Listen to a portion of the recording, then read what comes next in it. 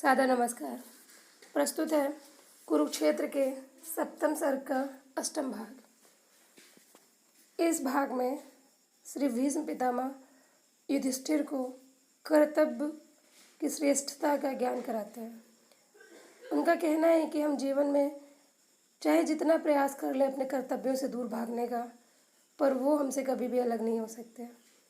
हम कर्म से खुद को अलग करना भी चाहें तो भी कर्म हमसे कभी भी अलग नहीं होता है।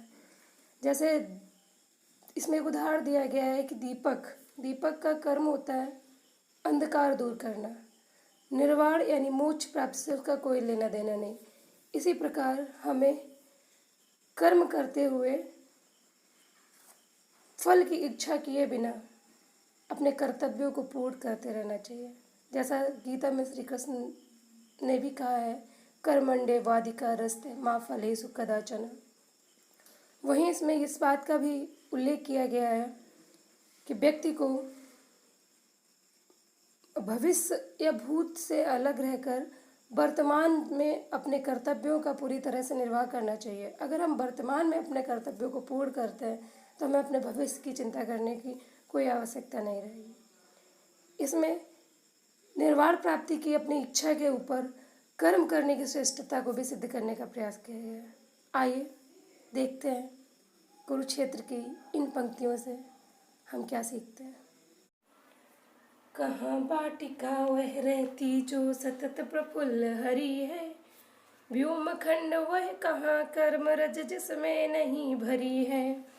वह तो भाग छिपा चिंतन में पीठ फेर कर रण से, विदा हो गए पर क्या इससे दाहक दुख भुवन से। और कहे क्या स्वयं उसे कर्तव्य नहीं करना है, नहीं कमा कर सही भीख से क्या न उदर भरना है। कर्म भूमि है निखिल महीतल जब तक नर की काया, तब तक है जीवन के अणु अणु में कर्तव्य समाया। क्रिया धर्म को छोड़ मनुज कैसे निज सुख पाएगा, कर्म रहेगा साथ भागवा जहाँ कहीं जाएगा। धर्मराज कर्मठ मनुष्य का पथ संन्यास नहीं है, नर जिस पर चलता है वह मिट्टी है आकाश नहीं है।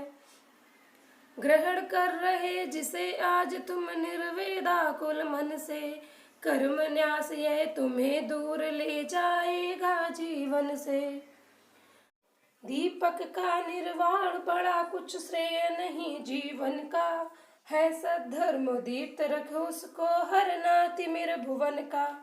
भ्रमा रही तुमको विरक्ति जो वह अस्वस्थ अबल है, अकर्मण्यता की छाया वह निरे ज्ञान का छल है। बचो युधिष्ठिर कहीं डुबो दे तुम्हें न यह चिंतन में, निष्क्रियता का धूम भयानक भर न जाए जीवन में। यह विरक्ति निष्कर्म बुद्धि की ऐसी क्षिप्र लहर है, एक बार जो उड़ा लौट सकता न पुनः वह घर है। यह अनित्य कह कर देती स्वादहीन जीवन को, निद्रा को जागृति बताती जीवन अचल मरण को। सत्ता कहती अनिस्तित्व को और लाभ खोने को, श्रेष्ठ कर्म कहती निष्क्रियता में विलीन होने को। कहती सत्य उसे केवल जो कुछ गोतीत अलव है, मिथ्या कहती उस गोचर को जिसमें कर्म सुलभ है। कर्महीनता को पन पाती है विलाप के बल से, काट गिराती जीवन के तरु को विराग के छल से।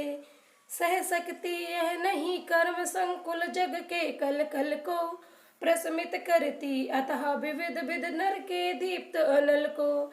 हर लेती आनंद हास कुसुमों का यह चुम्बन से, और प्रगतिमय कंपन जीवित चपल तुहिन के कण से।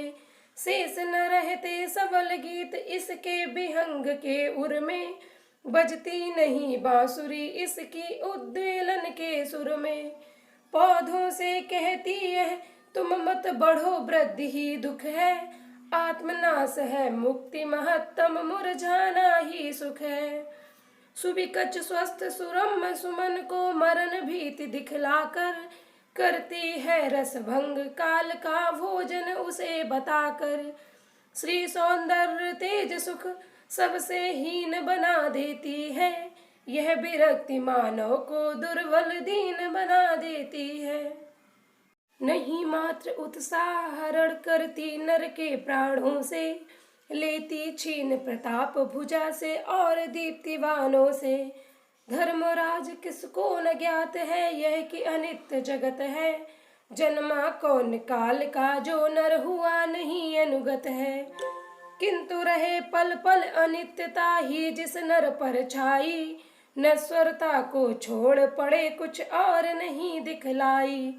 द्विधा मूढ़ वह कर्म योग से कैसे कर सकता है, कैसे हो सन्नद्ध जगत के रण में लड़ सकता है।